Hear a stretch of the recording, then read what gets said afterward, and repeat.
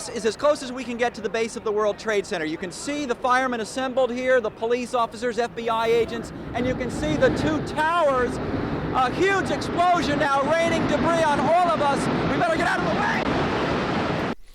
Are you beginning to question the official narrative? Perhaps the government's been lying to us? I believe it all boils down to what you think of happened on 9/11. Remember, there was 2 planes and 3 buildings went down on 9/11. World Trade Center 7. That's the smoking gun. Right here we got a building collapsed by fire. And look at all the black smoke. And then we have the World Trade Center 7. Notice its smoke from the explosion.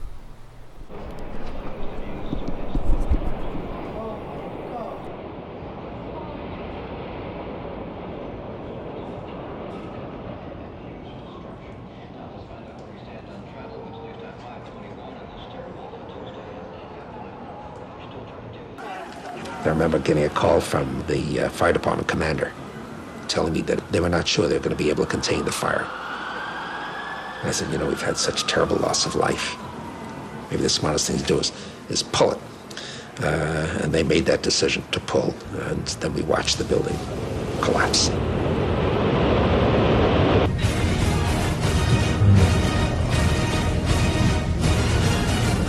It's amazing.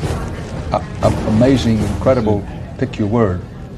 For the 3rd time today, it's reminiscent of those pictures we've all seen too much on television before, when a building was deliberately destroyed by well-placed dynamite to knock it down. And so therefore the smoke that we were talking about. And he says, well, you got to stay behind this line because they're thinking about bringing the building down. They didn't say what building, they just said bringing a building down. So we're like, okay, we'll take their word for it. We'll stay behind the line. And he went over and he talked to one of the, through all the commotion, he goes over and he asked one of the Red Cross, or one of the firefighters, what was going on. I guess, I don't know if he got an answer or not. He came back over with his hand over the radio, and it sounded like a countdown. And at the last few seconds, he took his hand off, and you heard 3, 2, 1, and he was just saying, just run for your life, just run for your life. And then it was like another 2, 3 seconds, you heard explosions, like, boom! It's like a distinct sound. It's not like when in compression, like boom, boom, boom, boom, boom, like floors that were dropping and collapsing. This was boom, and like you felt a rumble in the ground, like almost like you wanted to grab onto something. Guys, he can tell you I'm okay, all right? Here, hold on. You want to call your mother or something? In the morning, because I have light-colored hair and fair skin, and I'm an annuity to the dermatologist. My wife, God bless her, had made an appointment for me at the doctor. Our correspondent, Jane Stanley. Jane, what more can you tell us about the Salomon Brothers building and its collapse?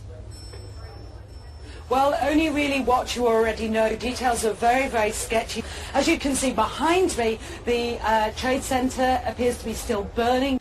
All I can attest to is that by noon or 1 o'clock, they told us we had to move from that triage site up to Pace University, a little further away, because Building 7 was going to come down or being brought down.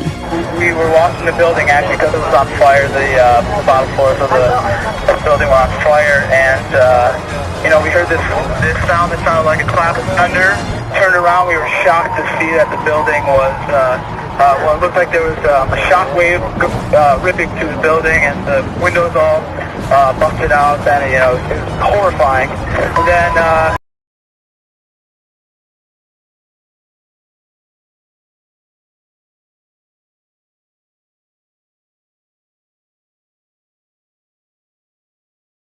This is World Trade Center 7 just before it collapsed on September the 11th, 2001. It had not been hit by an aircraft. It had been damaged by falling debris and fire. But by 5:20 p.m. most of the fires had been extinguished. Although the building was 47 stories high, it doesn't fall sideways, nor collapse unevenly. For this to have happened, All of the building's vertical supports must have given way at almost exactly the same time. Yet the Federal Emergency Management Agency reported that the collapse was due primarily to fire. At that time, Building 7 was still up. I saw Building 7 come down. There was an explosion. The building did come down in complete classical controlled demolition. It came down on its own footprint. There's no question about that. As a matter of fact, Richard Gage from Architects and Engineers has completely handled that from his area of expertise. Okay. Now we heard rumblings, things that the fire department was saying that they were overhearing Larry Silverstein talking to his insurance company of whether or not he should have the building pulled. In your professional opinion, was the building pulled? Well, let me say this. In the New York City Fire Department, as I said, I had 32 years there. I was a chauffeur, and I was also a trained fire marshal. A fire marshal is considered an expert witness in court. He's like a forensic detective. He has the power to administer the oath, take testimony, and issue a subpoena. That's a lot of power. And he's a highly trained investigative person in his area of expertise, in arson. And we have no term that I know of that says pulling buildings. That's not our area of expertise. We've never done that. We don't do that. So for him to say that, I don't know where he pulled that out of, but it's just not part of our operations, okay? Right. First of all, our guys were up there. They were calling for additional hand lines to mop up the isolated pockets of fire. And let me just explain one thing. Never in the history of the world, never in the history of high-rise skyscrapers has ever a skyscraper ever come down because of fire. And I'm talking massive fire. And you know the reason why? Because fire does not burn by itself hot enough to compromise and melt steel. What we had in the World Trade Center, and I saw myself, was molten lava-like pockets of molten steel.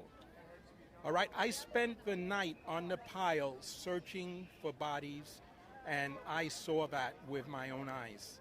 So who are you going to believe? Are you going to believe a bunch of government bureaucrats or my fellow brothers, which I lost 343 guys that day to make the rest of the world wake up to the fact that this was a false flag operation? Right.